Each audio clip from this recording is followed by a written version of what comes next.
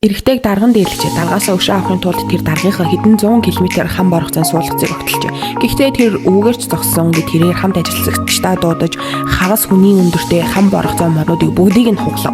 Харин дарга нь энэ тухай сонсоод уурлагч нь байтугай үүний ачаар хэдэн 10 саяын ашиг болжээ. Учир нь эдгээр хам боргоцон суулгацуудыг сүрээгүй нь гайхмаар зүгээр л тэднийг дахин хүрсэндэн суулгаад хэдэн өдөр болсолгоод таслагдсан хам боргоцон суулгацуу шин цэцгийн дахиа гаргана. Энэ үед тэр том сүйдрэгчний тор авчран хам боргоцон суулгацуудыг бүхэлд нь бүтээв.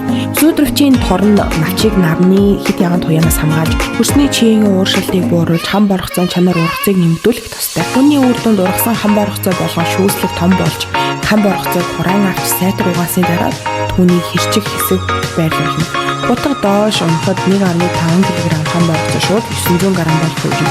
Энэ үед хам боргоцоо маш шинэ шүүслэг харагдаж үнэхээр идмээр санагдуулна. Гэхдээ ажилчид үүнийг шууд ботлагч руу хаяад шарж хам боргоцон доторлогоо болгоно. Дараа нь өндөгтөө гурилан боож хэлбэрт оруулсны дараа шарах шүүгэнд хийж болно.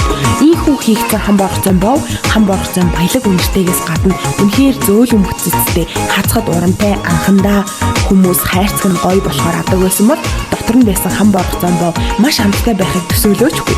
Нэг сумаар хоёр тулаа буудах мэт хам боргоцон боовоор идэж дууссаны дараа төмөр хайрцгийг хадгалахад сав болгон ашиглаж болно.